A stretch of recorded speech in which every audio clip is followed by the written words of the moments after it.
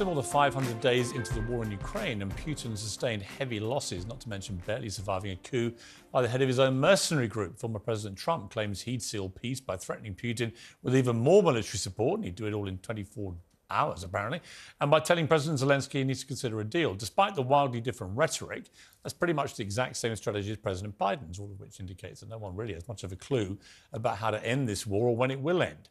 Well, who better to answer that question, potentially, than former CIA director and former commander of US forces in Afghanistan and Iraq, General David Petraeus, whose new book, Conflict, the Evolution of Warfare from 1945 to Ukraine, is out in October. General, great to have you back on the programme. Thank you very much indeed for joining me. Good to be with you, Piers. Thanks.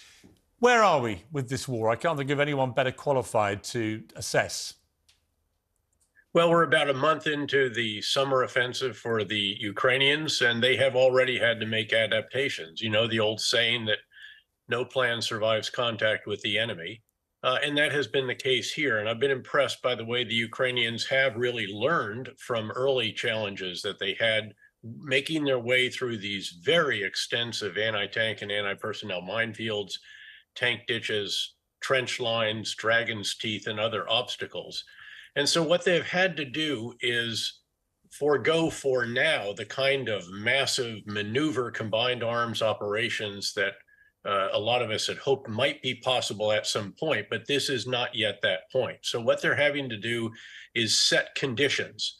They are, in fact, in the words of the Chief of Defense Staff of the UK, which captures this very well, they are going to starve, stretch, and strike the Russian forces. Starving, they are carefully attriting the Russian headquarters, logistical sites, reserve force assembly areas, artillery units, drone elements, and the front lines themselves. And they're working their way painstakingly through these minefields with soldiers, with sappers, engineers, rather than with the kind of massive breaching capabilities that we would have been able to bring to bear with air cover over top of it, carpet bombing the entire minefield and so forth. They don't have that, and so they are adapting. They're also stretching. They're ensuring that the Russians have to stay stretched out across the 600-mile front line.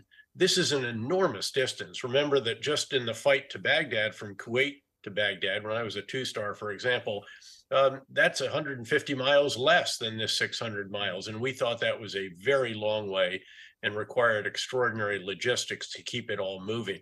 So they're doing that as well. And then when the conditions are right, when they've conducted probing attacks that identify for them the locations where they will be able to unleash this new combined arms capability with Western tanks and infantry fighting vehicles, then I think you'll see them achieve the kind of breakthrough that many of us hope they can achieve during this summer and perhaps even a fall offensive. They're going to keep at this. There's no question that they recognize the imperative of achieving results in this offensive. I was just there in early June in Kyiv for a week. That was the clear sense that I got and the clear determination that they conveyed. So that's where we are. Now, we should note that they have already taken in the first 5 weeks or so of this summer offensive more ground than the Russians took really since the early months of the offensive, certainly much more than they achieved during their winter offensive. But that's not a huge amount. It's about 100 square miles or so.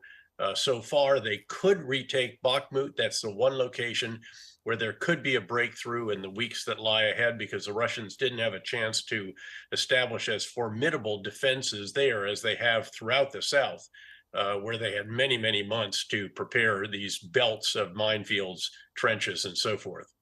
Let me ask you a couple of supplementaries on that. First of all, the use of cluster bombs, cluster munitions. We ban them here. We're one of 100 countries, the UK, which does not support their use. America has not signed up to that, and President Biden has greenlit that. Do you have any moral qualms? I know the Russians have been using them, but they are, very controversial weaponry because of the debris that they leave afterwards, the threat to civilians in the years after their use and so on. Do you have any moral problem with America sending cluster munitions to the Ukrainians?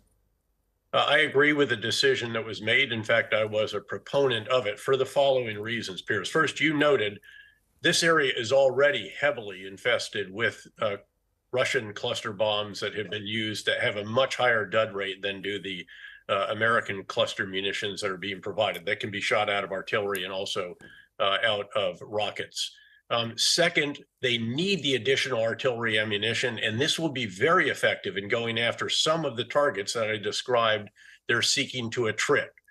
Particularly, for example, those in frontline trenches, artillery units, and so forth. It's a very impressive and effective area weapon in that regard. Third, the dud rate is actually quite low. It's not the 1% that is the threshold for that agreement that you mentioned the UK is a signatory to, but it's certainly well under 2.5%. And then most importantly, I think, is this is not, we're not dumping these on another country's soil. Ukraine is not dumping these all over some neighboring country. They're dumping it on, they're using it on their own territory, knowing that they will have to clear these areas later on in order to liberate that territory. And I think at the end of the day, it should be up to them. They're also not a signatory to decide on this particular issue. Let me ask you, if you were running this operation, you would want air fire, you'd want air cover. That's the quickest way, it seems to me, to try and push the Russians out. At the moment, they're not getting much air cover at all, right? So what is the answer to that? Is there going to be a point in this war where if Ukraine is actually going to prevail and throw the Russians out of the Donbass, for example, they're going to need heavy air cover, aren't they? There's no question about that. And this is one of the decisions that I felt took too long to make. The U.S. has now certainly acceded to the desire of certain countries that have the F-16. It's the most ubiquitous fighter bomber in the NATO arsenal. But of course, the U.S. had to approve the transfer of those aircraft. And then we're also supporting the training and various munitions and so forth. But again, I wish that we had done that earlier. This was an inevitable decision. We could see that the MiG-29s and other old Soviet bloc, if you will, Eastern Bloc aircraft in the Ukrainian arsenal were gradually being depleted. There just aren't any more in the NATO countries that had them. They've all transferred them to Ukraine. And so that was inevitable. Now, I should note, look, what the U.S. has done together with its key allies, and UK would be right at the top of that list, and other NATO and Western countries has been extraordinary. Not just keeping the alliance together in all different aspects, but in providing over $42 billion worth of arms, ammunition, and other materiel. It's a staggering quantity, millions, literally, of rounds of 155 millimeter howitzer ammunition. But the aircraft decision, the tank decision, a few others took a bit longer than they needed to, and that has now been made, but it won't be available. This new air power won't be available in time for this particular summer offensive, I would not think. And again, that is only one component, though, of the kind of comprehensive approach that is required to reach the kinds of defensive belts that you've seen in the sector. I understand that. I want to wait just with you giving me a one-word answer, if you can. It's not can Ukraine win the war. Do you think they will win it? Well, you have to define winning at the end of the day, Piers. And I think that at the end of the day, let me define it to you. If I interviewed President Zelensky. Resolution. Yeah, I mean, Zelensky told me that he wouldn't give up an inch of land. So part the Crimea to one side is, something that happened before and has to be perhaps negotiated at a different time. But the Donbass region, for example, the territory the Russians have taken, I don't think they're going to give an inch of that up voluntarily. So does victory look like they have that land back? And is that achievable? I think it is achievable. It remains to be seen whether the capabilities we've provided are enough to enable that achievement.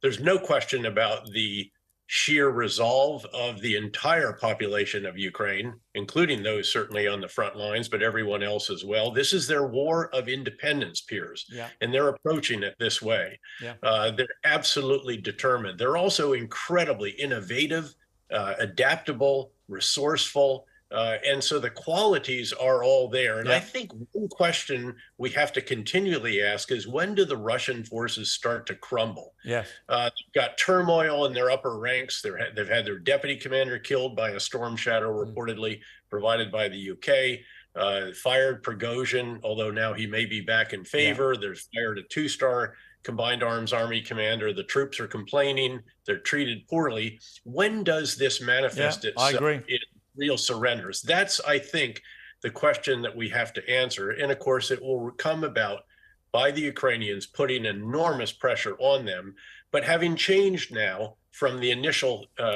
plans that they may have had, very likely, to achieve their objectives of this offensive. General Petraeus, brilliant to talk to you. I've got to leave it there, but thank you very much indeed for joining the programme. Always a treat to have you on. Thank you. Piers. Thank you.